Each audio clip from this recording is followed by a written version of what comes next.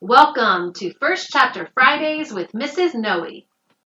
Today, I'm going to be reading to you from the book The Magician's Nephew. This is the first book in C.S. Lewis's Chronicles of Narnia. Now, it's not the first book he wrote. The first book in that series was The Lion, the Witch, and the Wardrobe. So sometimes when you get this series, they'll have that as the one to read first, where technically The Magician's Nephew starts off the story. So, for those of you who don't know, the Chronicles of Narnia started out as a story just for C.S. Lewis's kids, and then he eventually published them in book form. So, The Magician's Nephew really sets up the entire series by showing us where everything started. So, if you've only ever read or watched The Lion, the Witch, and the Wardrobe, you would really enjoy going back and reading The Magician's Nephew. There have been hints at someone taking up the Narnia franchise from when the movies were made about a decade ago, probably, and starting up with some new movies from the series. And I'm really hoping that the directors will make a movie of The Magician's Nephew. Aside from when the BBC did movies of all the books, I've never seen The Magician's Nephew put on the silver screen before. Side note, I know this story takes place in London. I cannot do British accents. So as I'm reading this first chapter in here, I'm not even attempting it. So just know that if this is made into a movie, the actors are most likely going to have British accents, but I am not going to have one. The Magician's Nephew by C.S. Lewis. Chapter 1. The Wrong Door. This is a story about something that happened long ago when your grandfather was a child. It is a very important story because it shows how all the comings and goings between our world and the land of Narnia first began. In those days, Mr. Sherlock Holmes was still living in Baker Street, and the Bastables were looking for treasure in the Lewisham Road. In those days, if you were a boy, you had to wear a stiff Eton collar every day, and schools were usually nastier than now. But meals were nicer.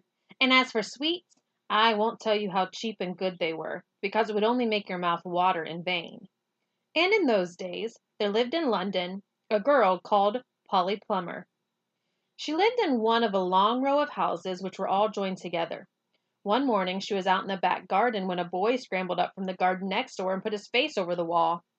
Polly was very surprised because up till now there had never been any children in that house, but only Mr. Ketterley and Miss Ketterley, a brother and sister, old bachelor and old maid, living together. So she looked up full of curiosity. The face of the strange boy was very grubby. It could hardly have been grubbier if he had first rubbed his hands in the earth, and then had a good cry, and then dried his face with his hands. As a matter of fact, this was very nearly what he had been doing. "Hello," said Polly. "Hello," said the boy. "What's your name?" "Polly," said Polly. "What's yours?" "Diggory," said the boy. "I say, what a funny name," said Polly. "It isn't half so funny as Polly," said Diggory. "Yes, it is," said Polly. "No, it isn't," said Diggory.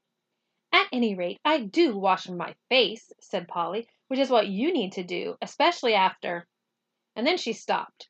She had been going to say, "after you've been blubbing," but she thought that wouldn't be polite. "All right, I have then," said Diggory in a much louder voice, like a boy who was so miserable that he didn't care who knew he had been crying. "And so would you," he went on, "if you'd lived all your life in the country and had a pony and a river at the bottom of the garden, and then been brought to live in a beastly hole like this."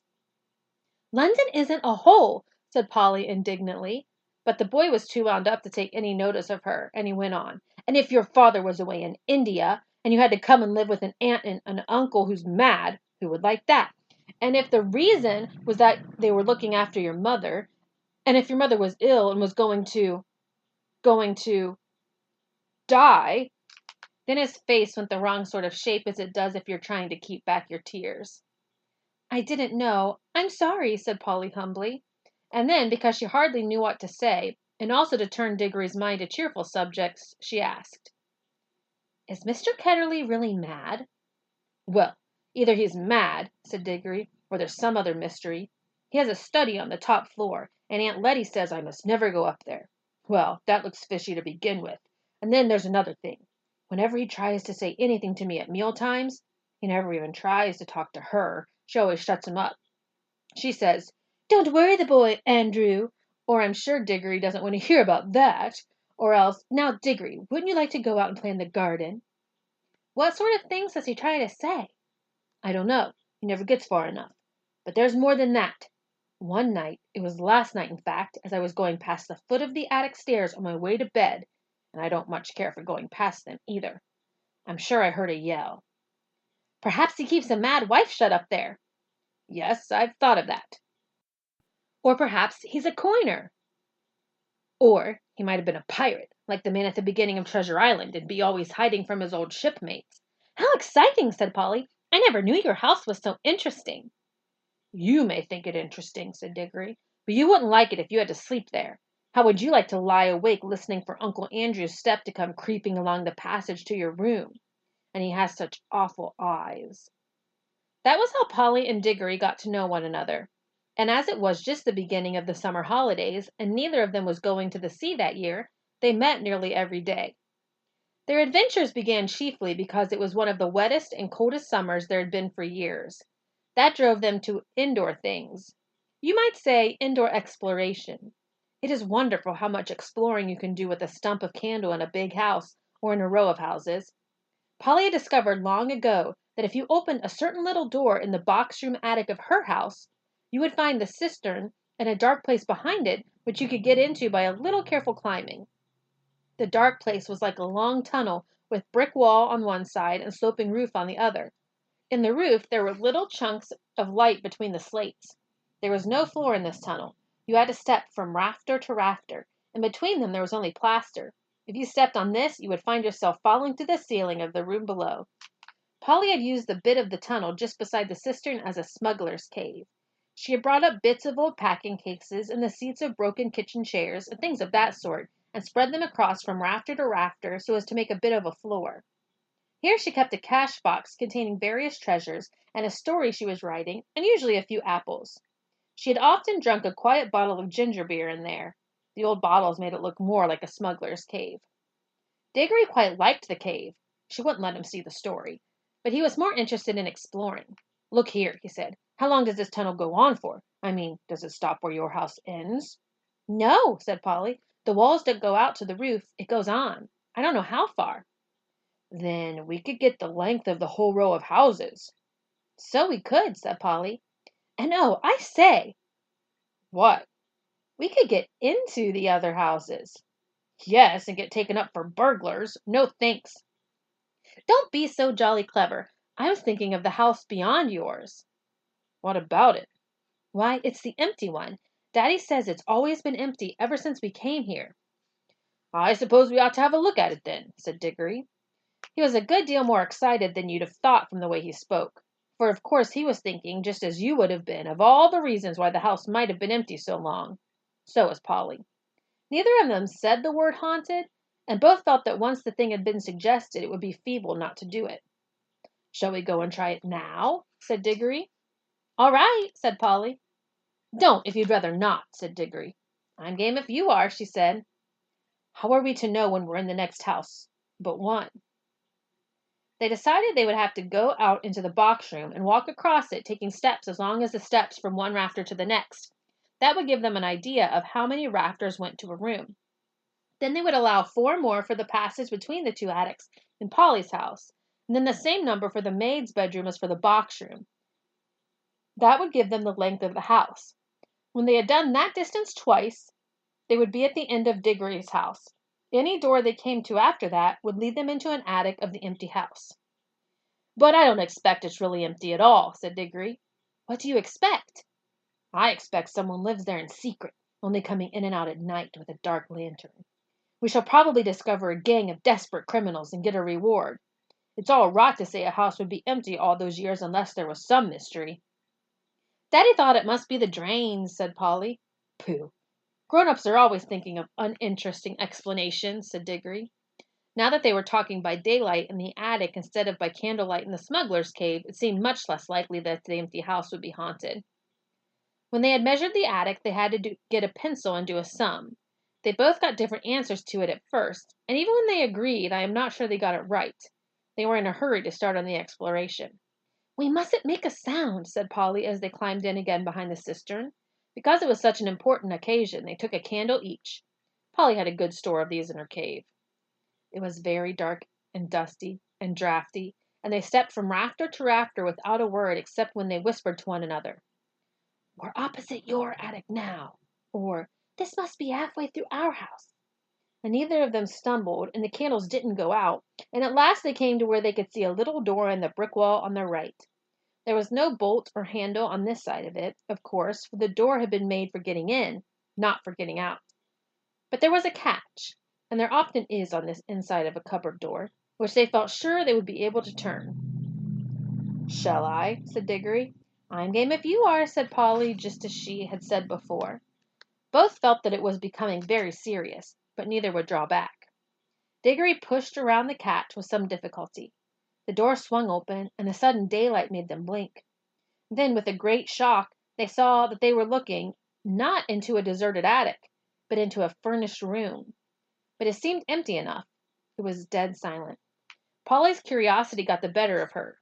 She blew out her candle and stepped out into the strange room, making no more noise than a mouse. It was shaped, of course, like an attic, but furnished as a sitting room. Every bit of the walls was lined with shelves, and every bit of the shelves was full of books. A fire was burning in the grate. You remember that it was a very cold, wet summer that year. And in front of the fireplace, with its back toward them, was a high-backed armchair. Between the chair and Polly, and filling most of the middle of the room, was a big table piled with all sorts of things, printed books, and books of the sort you write in, and ink bottles, and pens, and sealing wax, and a microscope. But what she noticed first was a bright red wooden tray with a number of rings on it. They were in pairs, a yellow one and a green one together, then a little space, and then another yellow one and another green one. They were no bigger than ordinary rings, and no one could help noticing them because they were so bright. They were the most beautiful, shiny little things you can imagine. If Polly had been a very little younger, she would have wanted to put one in her mouth. The room was so quiet that you noticed the ticking of the clock at once. And yet, as she now found, it was not absolutely quiet either. There was a very, very faint humming sound. If vacuum cleaners had been invented in those days, Polly would have thought it was the sound of a hoover being worked a long way off, several rooms away and several floors below. But it was a nicer sound than that, a more musical tone, only so faint that you could hardly hear it. "It's all right. There's no one here," said Polly over her shoulder to Diggory.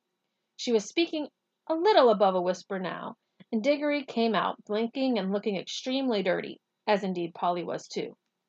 "This is no good," he said. "It's not an empty house at all.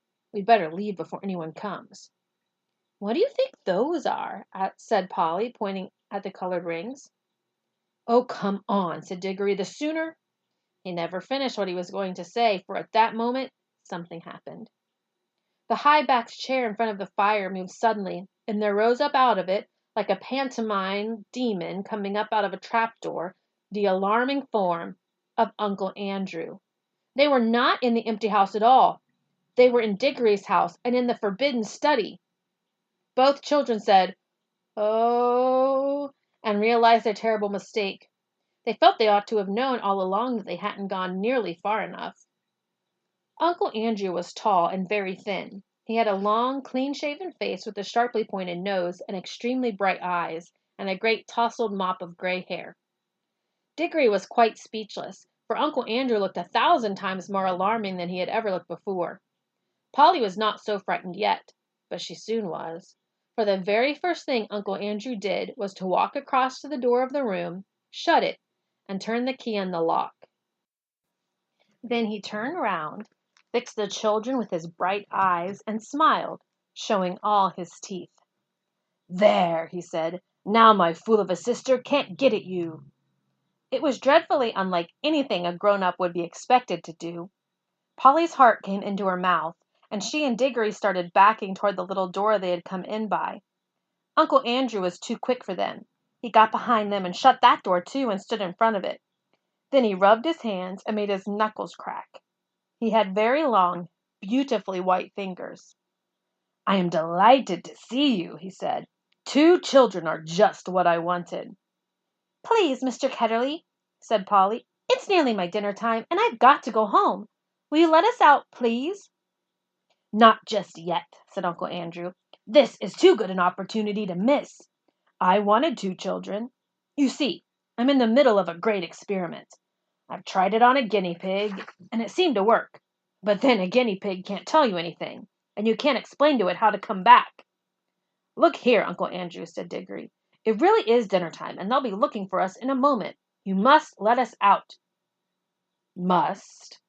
said Uncle Andrew. Diggory and Polly glanced at one another. They dared not say anything, but the glances meant, "Isn't this dreadful?" and "We must humor him." "If you let us go out for dinner now," said Polly, "we could come back after dinner." "Ah, but how do I know that you would?" said Uncle Andrew with a cunning smile. Then he seemed to change his mind. "Well, well," he said, "if you really must go, I suppose you must. I can't expect 2 youngsters like you to find it much fun talking to an old buffer like me." He sighed and went on. "You've no idea how lonely I sometimes am. But no matter. Go to your dinner. But I must give you a present before you go. It's not every day that I see a little girl in my dingy old study, especially, if I may say so, such a very attractive young lady as yourself." Polly began to think he might not really be mad after all. "Wouldn't you like a ring, my dear?" said Uncle Andrew to Polly. "Do you mean one of those yellow or green ones?" said Polly. "How lovely!" "Not a green one," said Uncle Andrew. "I'm afraid I can't give the green ones away, but I'd be delighted to give you any of the yellow ones. With my love. Come and try one on." Polly had now quite got over her fright and felt sure that the old gentleman was not mad, and there was certainly something strangely attractive about those bright rings. She moved over to the tray. "Why, I declare," she said, "that humming noise gets louder here. It's almost as if the rings were making it." "What a funny fancy, my dear," said Uncle Andrew with a laugh. It sounded a very natural laugh, but Diggory had seen an eager, almost a greedy look on his face. "Polly, don't be a fool," he shouted. "Don't touch them." It was too late.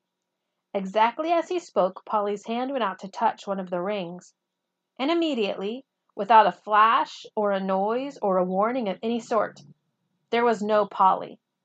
Diggory and his uncle were alone in the room.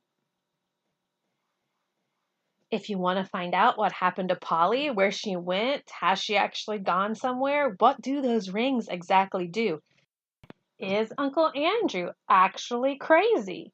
That's what mad means, by the way, in the context they were using it. Does Polly come back? How exactly is Narnia involved in this story? Then you need to check it out. Get it from the library, get it from Amazon, get it from iBooks, get it from your neighbor. I don't know, call a friend and check this out. The first time I actually read The Magician's Nephew was in college for one of my teaching classes. And I don't know how that happened. I had read The Lion, the Witch, and the Wardrobe and all the rest of the series. So I read numbers 2 through 7, but never the first one. And I am happy that I read it for that class as one of my options. You will not regret checking this out. It'd be awesome actually as a family. Do it, read it as a family. Start with book 1 and go all the way through 7. Have a little after dinner family reading time. Take turns, or if someone in your family does really good voices, have them read it because there's really good opportunity for some fun voices later in this book. I really hope you take the time to find it. Until next time.